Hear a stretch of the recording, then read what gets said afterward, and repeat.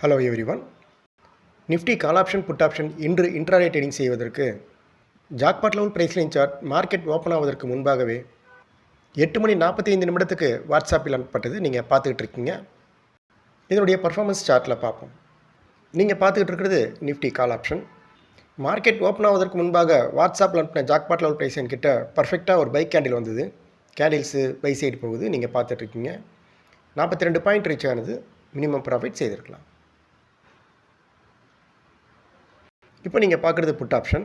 Market open ஆவதற்கு முன்பாக வாட்ஸ்அப்பில் அனுப்பின ஜாக்பாட் லெவல் பிரைஸ் என்கிட்ட செல் கேண்டில் வந்தது. கேண்டில்ஸு செல் சைட் போயிட்டுருக்கு, நீங்கள் பார்த்துட்ருக்கீங்க.